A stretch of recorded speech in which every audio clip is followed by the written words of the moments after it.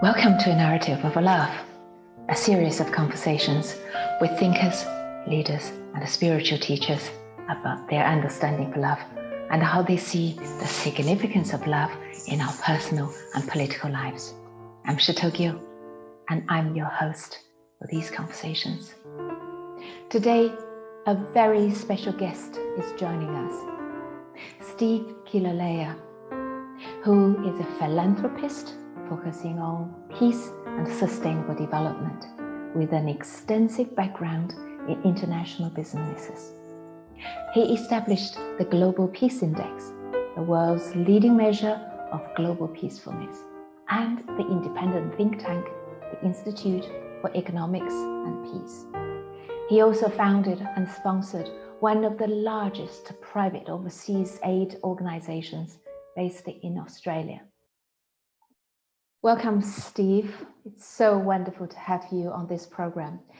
You are an international entrepreneur, founder of an award-winning global think tank with expertise in technology, investment, business, active in philanthropy.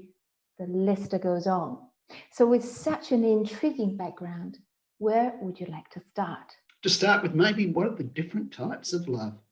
So started off thinking about this session, I was starting to think, well, what is a definition of love? But I couldn't really clearly form one definition of love because it all depended on the lens from which you were looking at it from.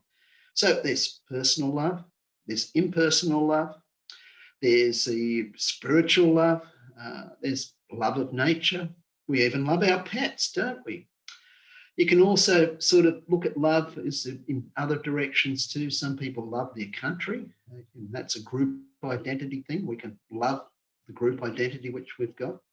Most people, when I speak to about love, but when you say, tell me about love in your life, they'll talk about their intimate partner or spouse, or they'll talk about their kids. And I think for most people, that's the area where most people really sort of feel the most love, I guess, yeah, and that's where they identify and attach the most. We can also kill people we love. So love in many ways is just it can be this combination of different emotions. Love also, for many people, is conditional. It's dependent on what they actually get out of the relationship. Then there's sort of the platonic love. Okay, there's different forms of love like that. There's also love, which is just unconditional, love which just gives. There's also, let's say, the love of caring for the sick or the elderly, other forms of love like that. For Confucius, the love was duty. It's not something many people in the West would perceive these days, but even still in China, the concept of duty springing out of Confucianism is still very, very strong. It's through your duty that you show your love. And so, look, I think they're just some of the different forms of the love, which I can think of just quickly offhand. So I'll let you take it from there. There's an awful lot there to start with, I think. Well, it's interesting. Well, thank you for this wonderful sketch of a very complex landscape of love. I think it also demonstrates a difficulty we always confronted, and that is when we try to define something or trying to discern what it is or what is not, we can end up with lots of categories like you just showed, but unsure of which one to support, know how we may act. So how do we love? So imagine if we treat love as a verb. It becomes a way of being, a way of acting. Okay. Now, for yourself, how has your own understanding of love been elaborated in your life and your work? So I think the first thing for me with love, just before hitting that, is I think, well, if I look at my peace studies, one of the things we came to with that is the definition for peace depended on what sort of peace you were looking at and what you wanted to do with it. So if you're looking at, let's say, inner peace, personal peace, the definition of that's very, very different than you're looking at a society and the peacefulness of a society. Sort of the higher levels of love, and the ones which we tend to talk and more aspire about, tend to be more in the concept of sort of the, if you like it, the impersonal love. It's not actually sort of necessarily directed at one individual or small group of individuals. Also, it tends to have a spiritual element to it as well, so a transcendental element, if you like. And it's also something which is caring. And it's a lot like peace. A lot of people get confused with peace as being something passive. Peace is vibrant, peace is active. And inner peace, particularly that, as you lose your afflictive emotions, what comes with that is you've actually now got the ability to be able to be more active because you've not got energy going into negative things. So we start to look at that spiritual dimension and that development there, where I can see that the peace, inner peace, in many ways, and love start to come together. And again, if we come back to that concept of as we lose our negative and afflictive emotions, we actually have more energy and more capacity. And as we lose them also, what's left, as we could say, is this sense of love. It's an innate emotion in the background of the universe. That may sound a little bit strange, but that's sort of the way I start to see it now, because we come back and we look at this through, I guess, the Eastern philosophical view. As we start to lose the afflictive emotion, what gets left is just this state. And it's called, it lacks a thought. It's non-dual. And so it's just this background state inside us. And that state is just a pure, relaxed state, but it's what you could call love. The great philosopher Rumi, for example, he once described we're all vessels of love moving inside an ocean of love. And that sort of in many ways expresses a lot of the feelings which you get out of Hinduism. You also get it out of Buddhism, that we're just in many ways, we're just this part of this one whole. This one whole, when you're part of it, it's love. And so we can see that expressed through all the major different religions in different ways. But ordinary people like myself just get the slightest glance of that. So, but it's enough to think that the concepts are real. Now, this is beautiful. From the, maybe you could use the Greek word, the eros, to describe the beginning of your experience, but then you move on to some kind of heartfulness, and then you come to this kind of what you call it, almost like the innate energizing force of the universe as love, as very beautiful, and that non-dualistic way of seeing self, other, and the world and everything. But then you also said the love is actually, it's like inner peace. It's vibrant.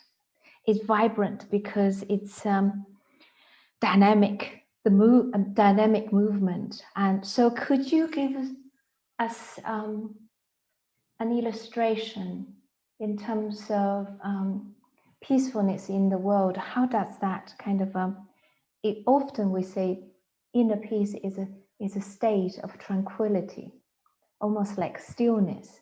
How does the stillness at the same time be experienced as a vibrant way of being in the world? These people, their actions, you can see through their actions, their dedication to something other than themselves. And that's that impersonal love. It's a high, I guess it's a higher level of love than what a lot of us feel. Yeah. So I guess to some extent, and that doesn't really answer your question, But myself, I don't actually question my motivation. I just sort of follow what I feel like doing. I read in your book that you really had very extraordinary life journeys.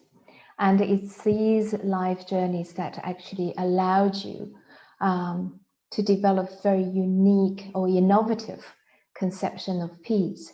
Could you just talk a little bit about your life journeys? Maybe for you it's not extraordinary, but for lots of others, they are quite extraordinary, and especially the moments that when you arrived at a question, say, about peacefulness in the world. So how that moment of revelation led you to develop innovative conceptions of peace. And I'm just going to put all these questions on the table so that you can choose which to answer. And what's so new about this notion of peace? And how does this conception of peace differ from the conventional ones? Sure. Okay. Look, I'll talk for a few minutes, and any part of it you want to go into more detail or unpack, more than happy to, Scherto. So look, I started off, I was born in Sydney, Australia. I had middle-class parents, very, in many ways, very, very conservative. My father went and worked for the public service. I was a product of the Depression, a Second World War, as was my mother. And for them, security was incredibly, non-risk-taking and security was incredibly important. So my father ended up with a job in the public service. He ended up at quite senior levels. He was an engineer, electrical engineer. So I left school at a reasonably young age. Actually, I was out of school at 16, and that was mainly because I wanted to explore the world, and particularly surfing. Loved surfing. Spent most of my life surfing, and really only stopped about 5 years ago. So that took me off to a lot of different places around the world. I was sort of in Indonesia surfing there when almost no one was going there. So there was great adventure. I was living on sort of $1 a day, and I was living to do that. I was spending 20 cents on 3 meals and surfing, and being young, like you eat a lot. And it's 40 cents for a room for the night. So I was living in the family houses with Indonesians to do that. So I got a very, very good feel for what their life was like, and sort of the number of them, many, and also different cultures, because we're moving into different cultures. So to support my surfing, I set up a little import business back to Australia. Wasn't particularly good at it, but it's enough to finance my surfing. So it was things like filigree silver, puka shell necklaces, batiks, things like that.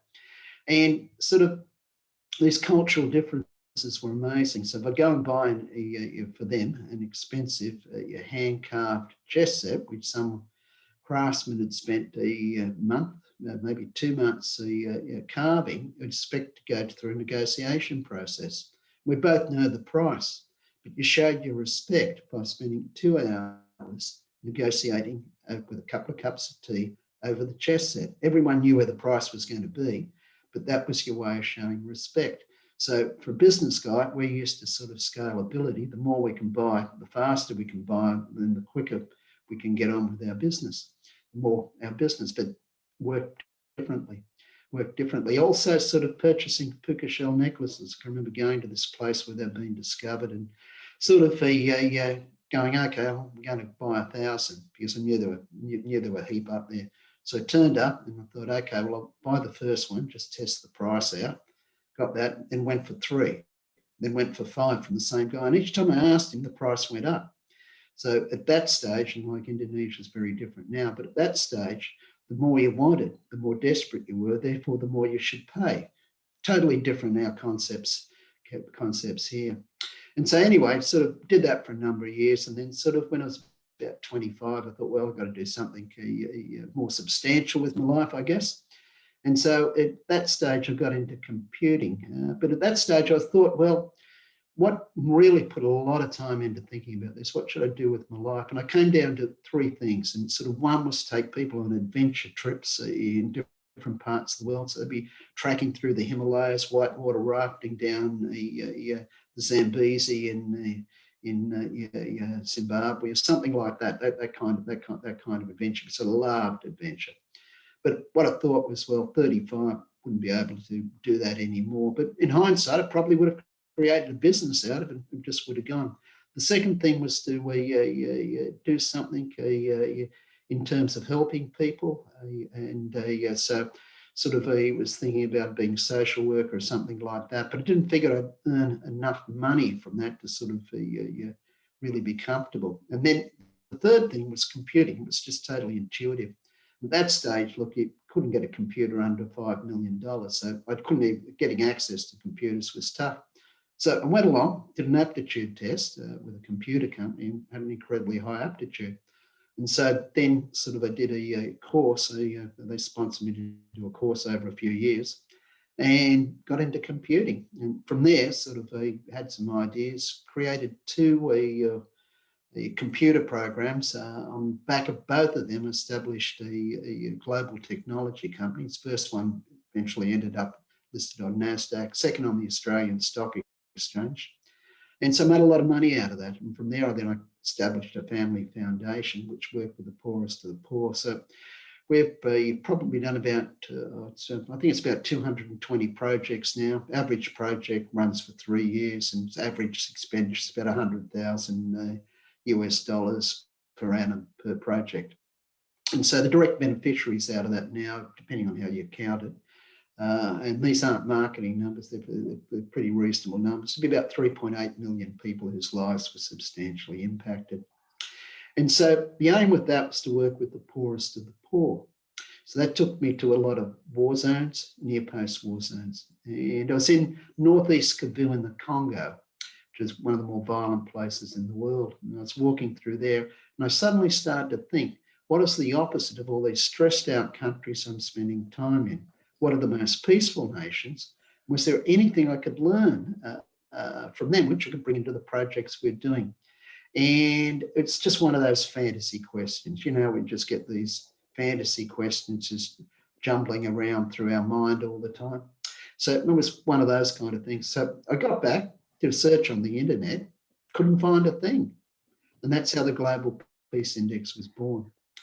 But that poses a really fundamental question. If a simple businessman like myself can be walking through Africa and wonder, what are the most peaceful nations in the world, and it hasn't been done, then how much do we actually know about peace? If you can't measure something, can you truly understand it? If you can't measure it, then how do you even know if your actions are helping you or hindering you in achieving your goals? You don't.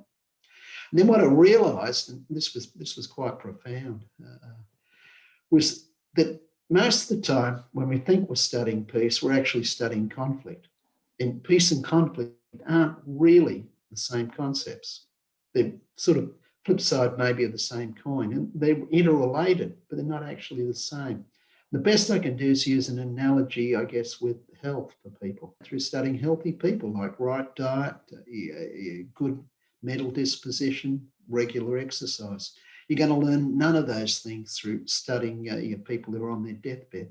The study of healthy people will lead you there.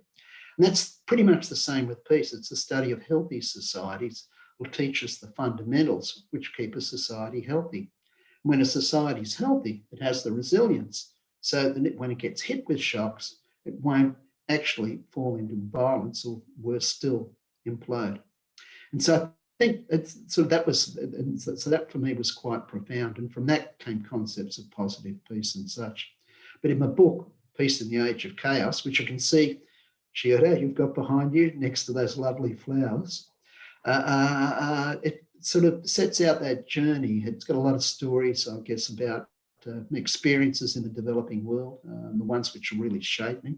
Some of them have been quite profound. Some have been very uplifting. Others have been horrific. It's also got the story of an entrepreneurial experience in how do we go about establishing a think tank. And then obviously it's got the work which comes out of the Institute for Economics and Peace, and particularly how do you measure peace, but more importantly, positive peace. In other words, that's what do you have to do to create a society which is resilient and peaceful and prosperous. So tell me a bit more about this positive peace as a framework. And as I asked you earlier, what's so new about it? And how does it differ from the conventional ones? I mean, this may sound like an obvious question because the conventional definition of peace is the absence of violence or war. Right. So I guess what happened is we've developed the Global Peace Index, and that was the first, that's the world's leading measure of global peace. And it's really the first time it had actually been done, where you took most of the nations of the world, but you can't do all of them. But the index has got enough to cover 99.7% of the world's population. So you put that together, you've now got measurements of peace, so you can now rank them and such. So now what that allows you to do is statistical analysis. So what we've done then is we've got down here in Sydney, we've got about, depending on how you want to count, 25 to about 50,000 different data sets. And so taken a core group of them, and now what we've done is a mathematical modelling, statistical analysis to determine what are the factors most closely associated with highly peaceful societies, and that we call positive peace. We used other statistical techniques then now to clump these different things, and it came out into an 8-piece topology. And that topology we call the pillars of positive peace. And with 8 of them, it's something most people can understand. But it's also not, how can I put it, it's not counterintuitive. Most people can see these 8 pillars and they can relate to them. And when we look at them, it really does give the ability to be able to cover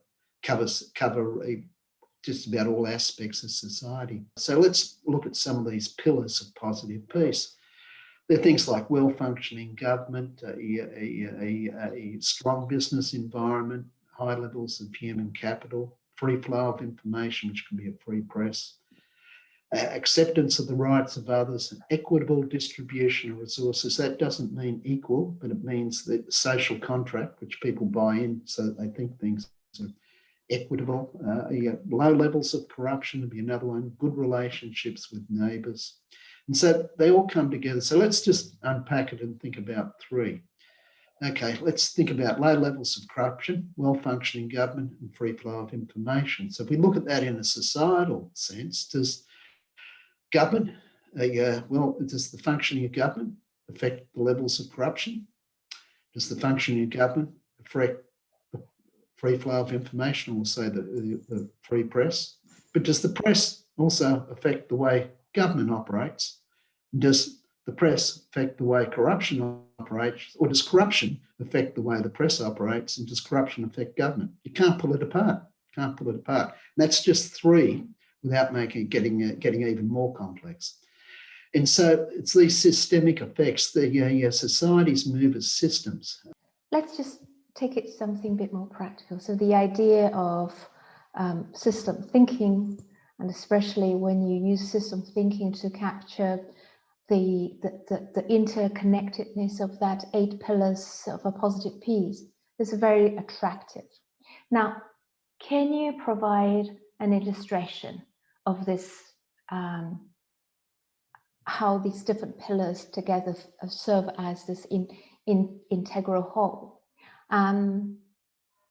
In identifying a case or an illustration, would you also be able to place the values of love we talk about in this way of perceiving peace as a positive?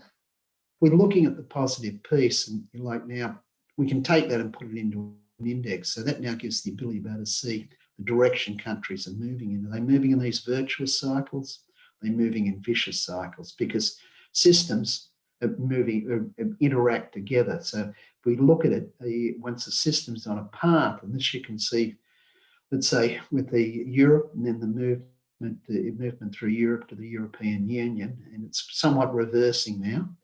But you can see that you've got this virtuous cycle going on where sort of improvements in one area support improvements in another area, and it sort of interacts and interlaces together. So societies are moving in these virtuous cycles or in negative cycles where things are getting, the system's winding down. It's getting more chaotic as it goes, and we call that a vicious cycle. Mm. So if we're looking at positive peace, there's this concept in it called attitudes. We can see positive peace made up of attitude, institutions and structures, if you like. But from the attitude side, we can see in many parts of the world, particularly Western democracies, they're on the decline. So these are things which are statistically associated with peace on the negative side. So what we can see there is things like misinformation on the rise. Overall, the internet's been a good thing, but misinformation's on the rise. Perceptions of corruption within society are increasing, particularly relationships between business and government.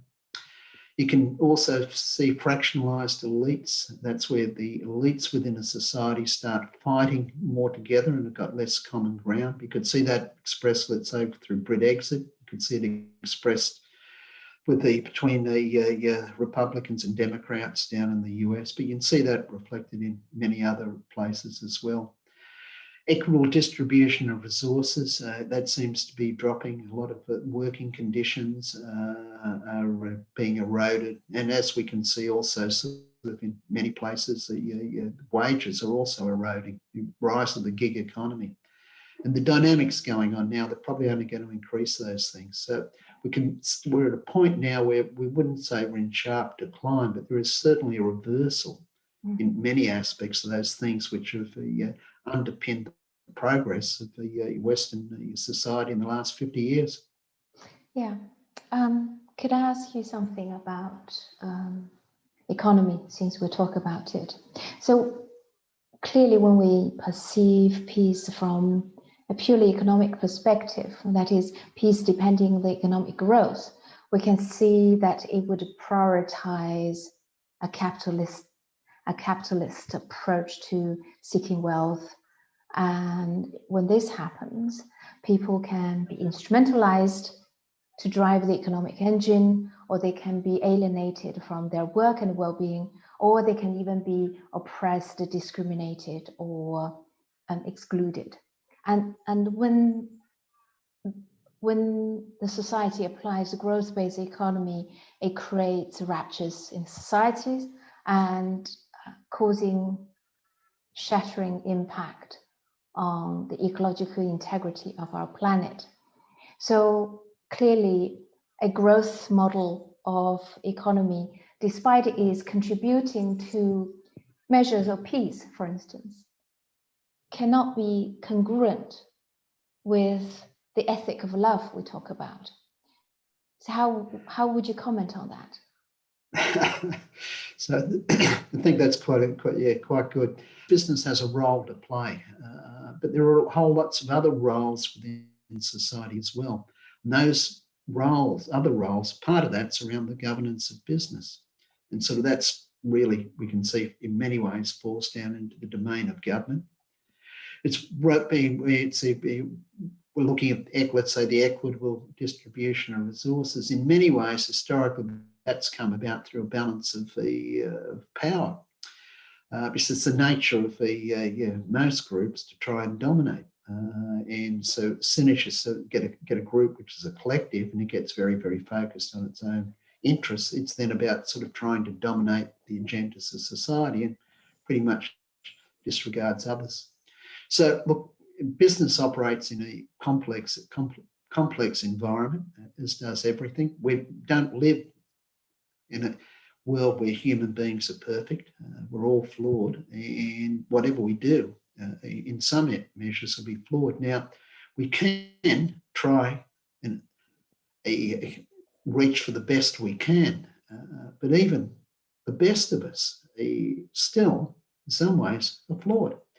So now, if we come back to business and growth, certainly one of the reasons, so there's a lot of flaws with GDP. I think we need new measures because there's a number of flaws with it. Doesn't take into account, let's say, capital accounts of society. So burn down your house, and that's good for GDP, but it doesn't, because you've got to rebuild the house, but it's not good for the capital account of the country, and it's certainly not good for you. So GDP's got a lot of flaws, but one of the things we can see, and politicians focus on it so much, because if GDP drops, that usually signals unemployment or higher levels of unemployment, and with that, governments change. So and we can see in conflict analysis that one of the key things which builds resilience within a society is the level of wealth. Okay, wealthy societies just have the ability to spend more money to adapt to shocks. And so we look at the pandemic at the moment, and we look at the amounts of debt some of the countries are taking on. Now, the countries which can take on the debt are the ones which are strong. But if we go to Latin America or to sub-Saharan Africa, as they take on debt, their interest rates skyrocket up with inflation, and which causes another one of these systemic negative cycles. And so I think all this is pretty complex. It's all around balances. Obviously, it's crazy to exhaust the resources of the planet. That'll lead to a much weakened human race in the long run, a much weakened ecosystem. We do have to really pay attention to these things and work with it. The real issue is not growth of the economy. The real issue is globally we're overpopulated. We need less people on the planet. I think the second thing is we've really got to start to look at how to look for technological solutions. Obviously, carbon footprint, climate change is really important. Overfishing of the oceans, incredibly important. We need to be able to maintain the right levels of forests globally. It's just at a really simple level. They give off oxygen which we breathe. Do we want to destroy it and end up with half the level of oxygen going into our lungs of what we've got today? Things we put into the environment, microplastics, for example. But look, we are capable of solving our problems. And we can, climate change, we are actually getting there. I'm not as pessimistic as most people on climate change. I think we'll actually get there on that one. But we've got many, many other problems as well. But sort of we've really got to embrace the changes. And a lot of those changes, they're going to come through business. Business are embracing it. I had lunch with one of my mates on Monday, and he does a lot of investments for very, very large private equity group. And look, he was just saying, look, the energy companies in Australia, they're really starting to get hit because a lot of the fund managers now, and the pension funds, are making clean, not investing in things which they think are ecologically unsound, like coal. So a lot of these energy companies use coal to generate energy. And so what's happening now is the stock prices are getting hit. These things create change. So there's a positive thing coming out of business. If there is such a thing as loving economy or economy of love, what might it look like? Gee, I've never really thought about that.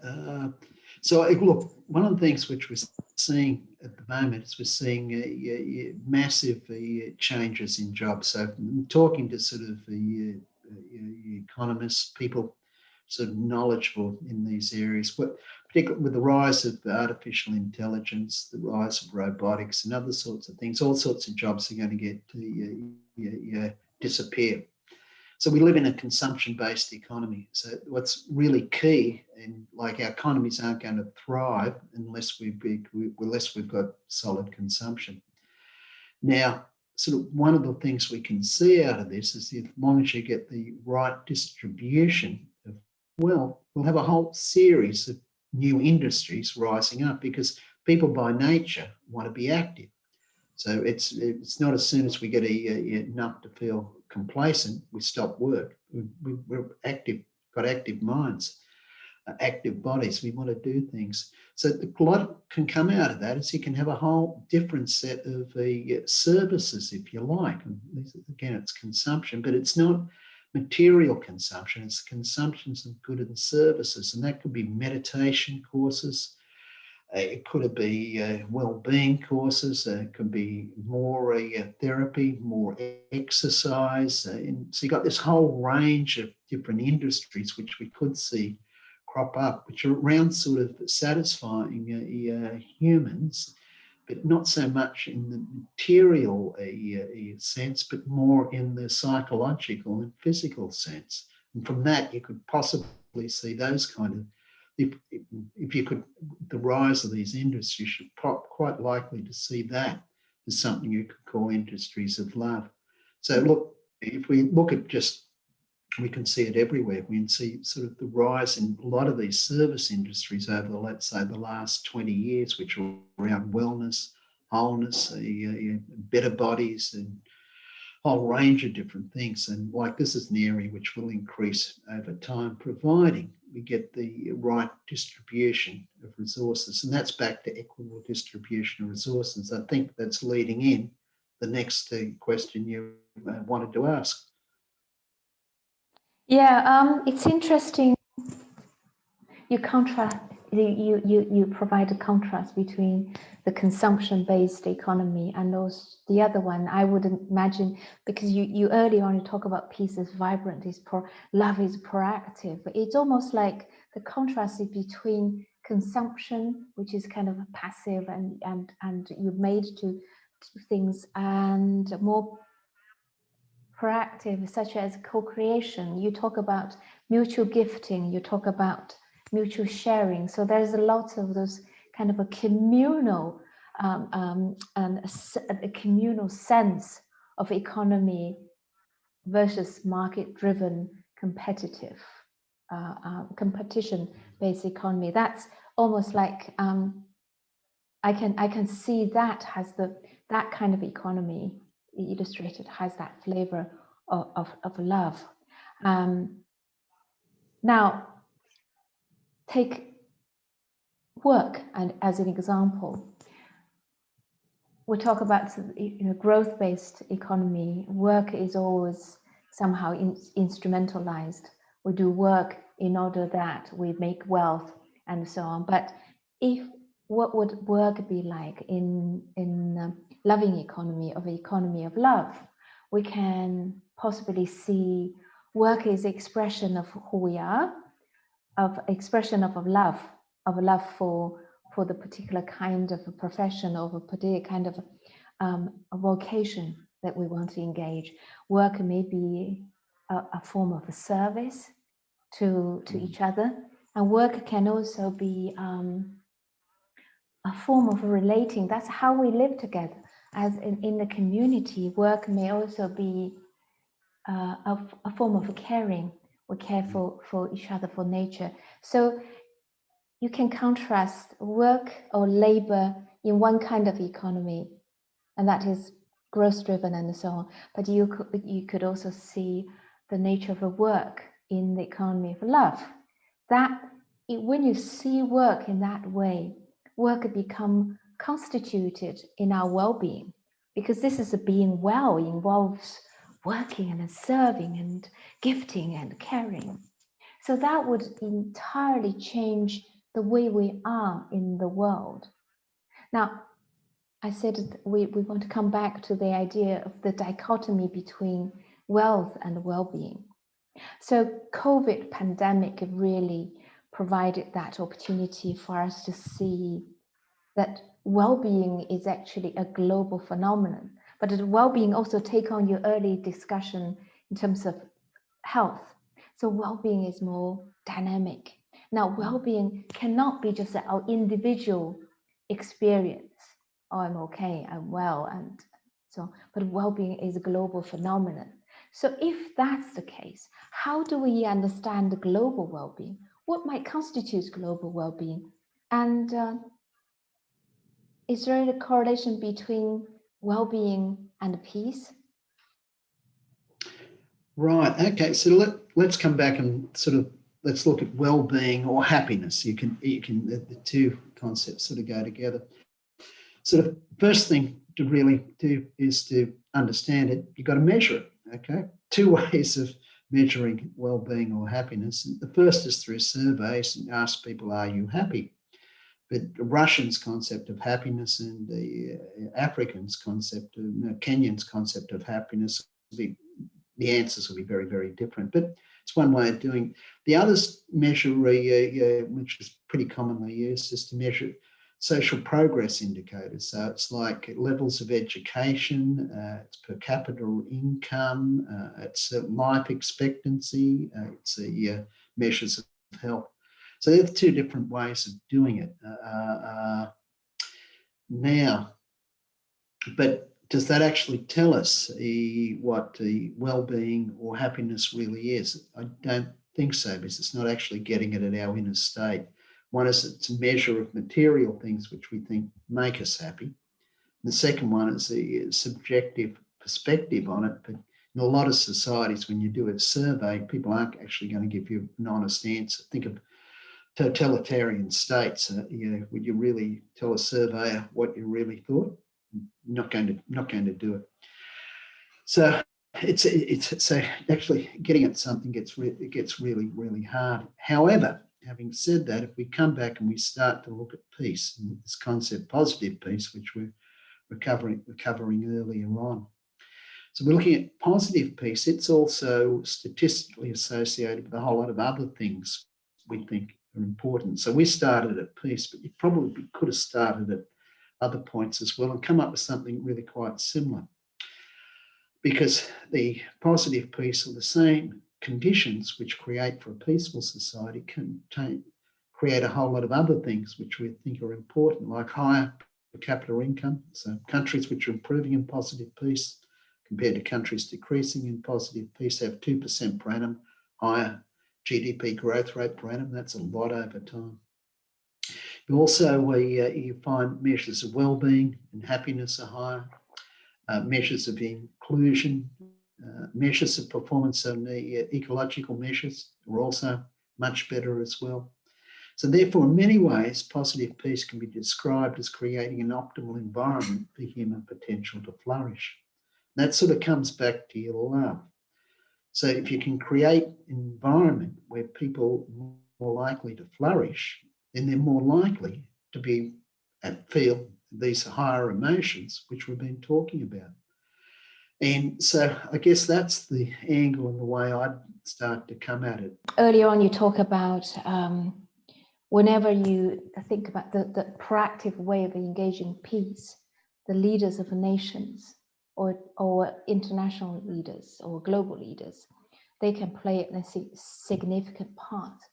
So in the Global Peace Index data, do they provide any clue at all in terms of how leaders, especially those high-level leaders, we're talking about national leaders, global leaders, should do to actually nurture global well-being and global peace? Yes, it's really quite clear from our angle, and that's really they've got to start looking at society systemically, look at positive peace, the pillars of positive peace, and then sort of work out what are the things you've got to do to improve each of those pillars. So our sort of societies are on a path, okay? All societies in systems thinking path dependent.